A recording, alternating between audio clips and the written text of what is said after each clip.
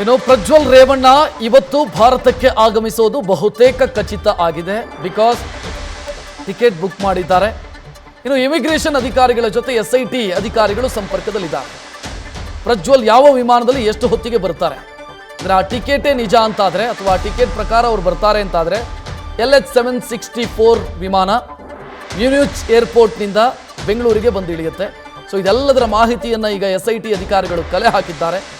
ಸಾಕಷ್ಟು ಗೌಪ್ಯತೆಯನ್ನು ಕೂಡ SIT ಅಧಿಕಾರಿಗಳು ಕಲೆ ಹಾಕ್ತಾ ಇದ್ದಾರೆ. ನಿನ್ನೆ ಏನು ಟಿಕೆಟ್ ಡೀಟೇಲ್ ಬಂತು, ಆ ಡೀಟೇಲ್ ಪ್ರಕಾರ LH764 ಅನ್ನುವಂಥ ವಿಮಾನ ಲುಫ್ತಾನ್ಸಾ ಏರ್ವೇಸ್ನಿಂದ ಟಿಕೆಟ್ ಬುಕ್ ಆಗಿದೆ. ಆ ವಿಮಾನ ಹೊರಡೋದಕ್ಕೆ ಇನ್ನು ಉಳಿದಿರೋದು ಕೇವಲ 3 ಗಂಟೆ ಮಾತ್ರ.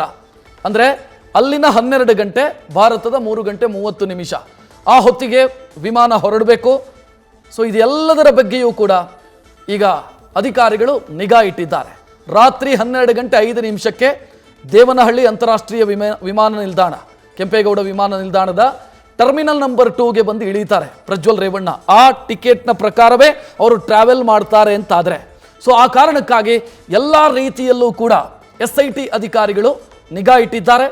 ಮ್ಯೂನಿಚ್ ಏರ್ಪೋರ್ಟ್ನ ಅಧಿಕಾರಿಗಳ ಜೊತೆಗೂ ಕೂಡ ಸಂಪರ್ಕದಲ್ಲಿದ್ದಾರೆ ಅನ್ನುವಂಥ ಮಾಹಿತಿ ಲಭ್ಯ ಆಗ್ತಾ ಇರೋದು. ಆ ಟಿಕೆಟ್ ಡೀಟೇಲ್ ನೀವು ಗಮನಿಸ್ತಾ ಇದ್ದೀರಿ. ಪ್ರಜ್ವಲ್ ರೇವಣ್ಣ ಅವರಿಗಾಗಿ ಬುಕ್ ಮಾಡಲಾಗಿರುವಂಥ ಟಿಕೆಟ್ ಇದು. ಬಿಸ್ನೆಸ್ ಕ್ಲಾಸಲ್ಲಿ ಟಿಕೆಟ್ ಬುಕ್ ಆಗಿದೆ. ಇನ್ನೇನೋ 3 ಗಂಟೆ ಹೊತ್ತಿಗೆ, 3:30 ಹೊತ್ತಿಗೆ ಅವರು ಏರ್ಪೋರ್ಟ್ ಪ್ರವೇಶ ಮಾಡಬೇಕು ಅಥವಾ ಅಲ್ಲಿಂದ ವಿಮಾನ ಹೊರಡುತ್ತೆ. Lufthansa Airways ಹೊರಡುತ್ತೆ. ಆ ವಿಮಾನದಲ್ಲಿ ಅವ್ರು ಬರಬೇಕು. ಇನ್ನು ನೀವು ನೋಡ್ತಾ ಇರೋದು ಮ್ಯೂನಿಚ್ ಏರ್ಪೋರ್ಟ್ನ ದೃಶ್ಯಗಳನ್ನು ಕೂಡ ನೀವು ಗಮನಿಸ್ತಾ ಇದ್ದೀರಿ. 8 ಗಂಟೆಗೂ ಹೆಚ್ಚು ಕಾಲ ಅವರು ಟ್ರಾವೆಲ್ ಮಾಡಬೇಕಾಗತ್ತೆ. ಆ ನಂತರ ಮಧ್ಯರಾತ್ರಿ 12 ಗಂಟೆ 5 ನಿಮಿಷಕ್ಕೆ ಬಂದು ಅವರು ಬೆಂಗಳೂರು ವಿಮಾನ ನಿಲ್ದಾಣದಲ್ಲಿ ಇಳಿತಾರೆ. ಇಳಿದ ಕೂಡಲೇ ಅವರನ್ನು ಅರೆಸ್ಟ್ ಮಾಡೋದಕ್ಕೆ SIT ಅಧಿಕಾರಿಗಳು ಸಿದ್ಧತೆಯನ್ನು ಕೂಡ ಮಾಡಿಕೊಂಡಿದ್ದಾರೆ. ಅಂದರೆ ಅವರ ಮೇಲೆ ದಾಖಲಾಗಿರೋದು 3 ರೇಪ್ ಕೇಸು. ಆ ರೀತಿಯ ಕೇಸುಗಳಿದ್ದಾಗ, ಜೊತೆಗೆ ಅರೆಸ್ಟ್ ವಾರೆಂಟು ಇದೆ ಅವ್ರ ಮೇಲೆ, ಆ ರೀತಿಯ ಕೇಸುಗಳಿದ್ದಾಗ ಯಾವುದೇ ರೀತಿಯಲ್ಲಿ ವಿನಾಯಿತಿ ಇರೋದಿಲ್ಲ. ನೇರವಾಗಿ ಎಳ್ಕೊಂಡು ಬರೋದೇ SIT ಅಧಿಕಾರಿಗಳು ಅದಕ್ಕೆ ಬೇಕಾದಂಥ ಸಿದ್ಧತೆಯನ್ನು ಮಾಡಿಕೊಂಡಿದ್ದಾರೆ.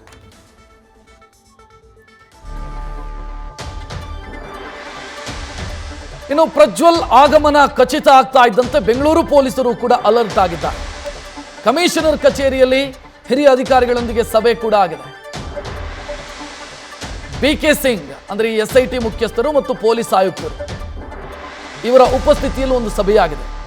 ಯಾವ ರೀತಿ ಪ್ರಜ್ವಲ್ ರೇವಣ್ಣ ಅವರನ್ನು ಕರೆತರಬೇಕು ಮತ್ತು ಮುಂದಕ್ಕೇನು ಏರ್ಪೋರ್ಟ್ನಲ್ಲಿ ಏನೆಲ್ಲ ತಯಾರಿ ಆಗಬೇಕು, ಇದೆಲ್ಲದರ ಬಗ್ಗೆಯೂ ಕೂಡ ಈ ಮೀಟಿಂಗ್ನಲ್ಲಿ ಡಿಸ್ಕಸ್ ಆಗಿದೆ.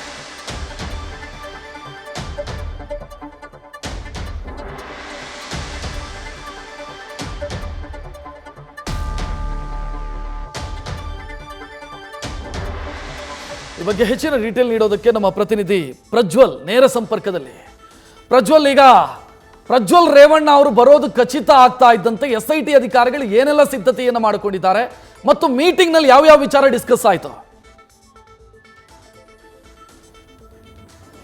ರಕ್ಷತ್, ಈಗಾಗಲೇ ಪ್ರಜ್ವಲ್ ರೇವಣ್ಣ ಅವರು ಬರುವಂತದ್ದು ಬಹುತೇಕ ಖಚಿತ ಅಂತಾನೆ ಹೇಳಲಾಗ್ತಾ ಇರುವಂತದ್ದು. ಇಮಿಗ್ರೇಷನ್ ಅಧಿಕಾರಿಗಳೊಂದಿಗೆ SIT ಅಧಿಕಾರಿಗಳು ನಿರಂತರವಾಗಿ ಸಂಪರ್ಕದಲ್ಲಿದ್ದಾರೆ. ಅದರಲ್ಲೂ ಕೂಡ ಜರ್ಮನಿಯಿಂದ ಬರುವಂತಹ ಒಂದು ಫ್ಲೈಟ್ ಏನಿದೆ ಅದರಲ್ಲಿ ಅವರು ಬರ್ತಾರೆ ಅನ್ನುವಂಥದ್ದು ಸ್ಪಷ್ಟವಾದಂತಹ ಒಂದು ಮಾಹಿತಿ ಕೂಡ ಈಗಾಗಲೇ ಲಭ್ಯವಾಗ್ತಾ ಇರುವಂತದ್ದು. ಆದ್ರೆ ಅವರು ಒಂದೊಮ್ಮೆ ಬೇರೆ ಯಾವುದಾದ್ರೂ ಫ್ಲೈಟ್ ನಲ್ಲಿ ಬರ್ತಾರಾ ಅನ್ನೋದ್ರ ಬಗ್ಗೆ ಕೂಡ ಮಾಹಿತಿಯನ್ನು ಕಲೆ ಹಾಕಲಿಕ್ಕೆ ಈಗಾಗಲೇ ಅಧಿಕಾರಿಗಳು ಕೂಡ ಮುಂದಾಗಿರುವಂತದ್ದು. ಸದ್ಯದ ಮಾಹಿತಿಯ ಪ್ರಕಾರದಲ್ಲಿ ಅವರು ಜರ್ಮನಿಯಿಂದಾನೇ ಬರ್ತಾರೆ ಅನ್ನುವಂಥದ್ದೇ ಅದು ಸ್ಪಷ್ಟವಾಗಿ ಗೊತ್ತಾಗ್ತಾ ಇದೆ. ಆ ನಿಟ್ಟಿನಲ್ಲಿ SIT ಅಧಿಕಾರಿಗಳಿಗೂ ಕೂಡ ಒಂದು ಭರವಸೆ ಇದೆ, ಇವತ್ತಿನ ದಿನ ಪ್ರಜ್ವಲ್ ರೇವಣ್ಣ ಅವರು ಬಂದೇ ಬರ್ತಾರೆ ಅನ್ನುವಂಥದ್ದು. ಹಾಗಾಗಿ ಸಂಪೂರ್ಣವಾದಂತಹ ಒಂದು ಕಾನೂನು ಪ್ರಕ್ರಿಯೆಗಳನ್ನ ಮುಗಿಸಿ ಈಗಾಗಲೇ ಅವರನ್ನ ವಶಕ್ಕೆ ಪಡೆಯುವಂತಹ ಒಂದು ಸಿದ್ಧತೆಗಳನ್ನ ಕೂಡ ಮಾಡಿಕೊಂಡಿರುವಂತದ್ದು. ಮತ್ತೊಂದು ಕಡೆಯಲ್ಲಿ ಗಮನಿಸ್ತಾ ಹೋದ್ರೆ ಈಗಾಗಲೇ ಬೆಂಗಳೂರು ನಗರ ಪೊಲೀಸ್ ಆಯುಕ್ತ B ದಯಾನಂದ್ ಹಾಗೆ SIT ಮುಖ್ಯಸ್ಥರಾಗಿರುವಂತಹ BK ಸಿಂಗ್ ಅವರು ಕೂಡ ಒಂದು ಸಭೆಯನ್ನು ನಡೆಸಿದ್ದಾರೆ. ಅದರಲ್ಲಿ ನಾರ್ತ್ ಈಸ್ಟ್ DCP ಲಕ್ಷ್ಮೀಪ್ರಸಾದ್ ಅವರು ಕೂಡ ಭಾಗಿಯಾಗಿದ್ದು, ಅಂದ್ರೆ ಏರ್ಪೋರ್ಟ್ ನಿಂದ ಯಾವ ರೀತಿಯಲ್ಲಿ ಪ್ರಜ್ವಲ್ ರೇವಣ್ಣ ಅವರನ್ನ ಕರೆತರಬೇಕು, ಅದೇ ರೀತಿಯಲ್ಲಿ ಯಾವ ರೀತಿ ಸೆಕ್ಯೂರಿಟಿಯನ್ನ ಮಾಡಬೇಕು, ಸೆಕ್ಯೂರಿಟಿಯನ್ನು ನಾವು ರೂಪಿಸಿಕೊಳ್ಳಬೇಕು ಅನ್ನೋದ್ರ ಬಗ್ಗೆ ಕೂಡ ಈಗಾಗಲೇ ಸಾಕಷ್ಟು ಚರ್ಚೆ ಆಗಿರುವಂತದ್ದು. ಮತ್ತೊಂದು ಕಡೆಯಲ್ಲಿ ಕಾರ್ಯಕರ್ತರು ಕೂಡ ಬರುವಂತಹ ಒಂದು ಸಾಧ್ಯತೆಗಳಿರುತ್ತೆ. ಕಾರ್ಯಕರ್ತರು ಬಂದಂತಹ ವೇಳೆಯಲ್ಲಿ ಅವರನ್ನು ಯಾವ ರೀತಿಯಲ್ಲಿ ಕಂಟ್ರೋಲ್ ಮಾಡಬೇಕು ಅನ್ನೋದ್ರ ಬಗ್ಗೆ ಕೂಡ ಚರ್ಚೆ ಆಗಿದೆ. ಅದೇ ರೀತಿಯಲ್ಲಿ ಮಾಧ್ಯಮಗಳನ್ನ ಕಣ್ಣು ತಪ್ಪಿಸಿ ಕರೆದುಕೊಂಡು ಹೋಗುವಂತದ್ದು ಹೇಗೆ ಅನ್ನೋದ್ರ ಬಗ್ಗೆಯೂ ಕೂಡ ಸಾಕಷ್ಟು ಚರ್ಚೆ ಆಗಿದೆ ಅನ್ನುವಂತ ಒಂದು ಮಾಹಿತಿ ಕೂಡ ಬರ್ತಾ ಇರುವಂತದ್ದು. ಕಾರಣ ಏನು ಅಂತ ಹೇಳಿದ್ರೆ ಇಲ್ಲಿ ಸಾಕಷ್ಟು ಗೌಪ್ಯತೆಯನ್ನು ಕಾಪಾಡುವಂತ ಒಂದು ಕೆಲಸವನ್ನ SIT ಅಧಿಕಾರಿಗಳು ಮಾಡ್ತಾ ಇದ್ದಾರೆ. ಯಾಕೆ ಈ ಒಂದು ಪ್ರಕರಣಕ್ಕೆ ಸಂಬಂಧಪಟ್ಟಂತೆ ಪ್ರಜ್ವಲ್ ರೇವಣ್ಣ ಅವರು ಬಂದ ತಕ್ಷಣದಲ್ಲೇ ಅವ್ರನ್ನ ವಶಕ್ಕೆ ಪಡೆಯುವಂತ ಒಂದು ಕೆಲಸವನ್ನ ಮಾಡಿದ್ರು. ಅನಂತರದಲ್ಲಿ ಬಂಧನದ ಪ್ರಕ್ರಿಯೆ ಆಗಿರಬಹುದು, ಅದೇ ರೀತಿಯಲ್ಲಿ ಮೆಡಿಕಲ್ ಟೆಸ್ಟ್ ಆಗಿರಬಹುದು, ಅನಂತರದಲ್ಲಿ ಅವರಿಂದ ಒಂದು ಪ್ರಾಥಮಿಕವಾದಂತಹ ಒಂದು ಹೇಳಿಕೆಯನ್ನು ದಾಖಲಿಸಿಕೊಳ್ತಾರೆ. ಅನಂತರದಲ್ಲಿ ನ್ಯಾಯಾಧೀಶರ ಮುಂದೆ ಹಾಜರುಪಡಿಸುವಂತ ಒಂದು ಕೆಲಸವನ್ನ ಮಾಡ್ತಾರೆ. ಅಲ್ಲಿ ಕಸ್ಟಡಿಗೆ ಕೇಳುವಂತ ಒಂದು ಕೆಲಸವನ್ನ ಕೂಡ SIT ಅಧಿಕಾರಿಗಳು ಮಾಡ್ತಾ ಹೋಗ್ತಾರೆ. ಈ ಎಲ್ಲಾ ಒಂದು ಪ್ರೊಸೀಜರ್ಗಳೇನಿರುತ್ತೆ ಇದನ್ನ ಸಂಪೂರ್ಣವಾಗಿ ಗೌಪ್ಯತೆಯಿಂದ ಮಾಡಬೇಕು ಅನ್ನುವಂತ ಒಂದು ಪ್ರಯತ್ನವನ್ನು SIT ಅಧಿಕಾರಿಗಳು ಮಾಡ್ತಾ ಇದ್ದಾರೆ. ಏರ್ಪೋರ್ಟ್ಗೆ ಬಂದ ತಕ್ಷಣದಲ್ಲಿ ಯಾವ ಒಂದು ಗೇಟ್ ನಿಂದ ಅವ್ರನ್ನ ಕರೆದುಕೊಂಡು ಬರ್ತಾರೆ ಅನ್ನೋದ್ರ ಬಗ್ಗೆ ಕೂಡ ಒಂದು ಸಣ್ಣ ಸುಳಿವನ್ನು ಕೂಡ ಕೊಡ್ತಾ ಇಲ್ಲ. ಈಗಾಗಲೇ ಇಮಿಗ್ರೇಷನ್ ಅಧಿಕಾರಿಗಳ ಜೊತೆಯಲ್ಲೂ ಕೂಡ SIT ಹಿರಿಯ ಅಧಿಕಾರಿಗಳು ಕಾಂಟ್ಯಾಕ್ಟ್ ನಲ್ಲಿ ಇದ್ದಾರೆ ಹೊರತು ಬೇರೆ ಯಾರು ಕೂಡ ಕಾಂಟ್ಯಾಕ್ಟ್ ನಲ್ಲಿ ಇಲ್ಲ. ಹಾಗಾಗಿ ಯಾವ ಒಂದು ಫ್ಲೈಟ್ ನಲ್ಲಿ ಬರ್ತಾ ಇದ್ದಾರೆ, ಯಾವ ಒಂದು ಸೀಟ್ ನಂಬರ್ ಅವರು ಬುಕ್ ಮಾಡಿರುವಂತದ್ದು, ಇವೆಲ್ಲದರ ಬಗ್ಗೆ ಕೂಡ ಸಂಪೂರ್ಣವಾದಂತಹ ಒಂದು ಮಾಹಿತಿಯನ್ನ ಈಗಾಗಲೇ SIT ಹಿರಿಯ ಅಧಿಕಾರಿಗಳು ಪಡೆದುಕೊಂಡಿರುವಂತದ್ದು. ಇನ್ನೊಂದು ಕಡೆಯಲ್ಲಿ ಅವರು ಯಾವಾಗ ಅಲ್ಲಿಂದ ಹೊರಡ್ತಾರೋ ಆ ಸಂದರ್ಭದಲ್ಲಿ ಇಮಿಗ್ರೇಷನ್ ಅಧಿಕಾರಿಗಳಿಗೆ ಒಂದು ಸ್ಪಷ್ಟವಾದಂತಹ ಒಂದು ಮಾಹಿತಿ ಬರುತ್ತೆ. ಫ್ಲೈಟ್ ಯಾವಾಗ ಟೇಕ್ ಆಫ್ ಆಯಿತು, ಅದೇ ರೀತಿಯಲ್ಲಿ ಎಷ್ಟು ಜನ ಪ್ರಯಾಣಿಕರಿದ್ದಾರೆ, ಅದರಲ್ಲಿ ಪ್ರಜ್ವಲ್ ರೇವಣ್ಣ ಅವರ ಸೀಟ್ ನಂಬರ್ ಯಾವುದು ಅನ್ನೋದ್ರ ಬಗ್ಗೆ ಕೂಡ ಒಂದು ಮಾಹಿತಿಯನ್ನ ಇಮಿಗ್ರೇಷನ್ ಅಧಿಕಾರಿಗಳಿಗೆ ಲಭ್ಯವಾಗುತ್ತೆ. ತಕ್ಷಣದಲ್ಲಿ SIT ಅಧಿಕಾರಿಗಳು ಕೂಡ ಆ ಒಂದು ಮಾಹಿತಿಯನ್ನ ಪಡೆದುಕೊಳ್ತಾರೆ. ಅನಂತರದಲ್ಲಿ ಇಲ್ಲಿ ಯಾವ ರೀತಿಯಲ್ಲಿ ಒಂದು ಭದ್ರತೆಯನ್ನ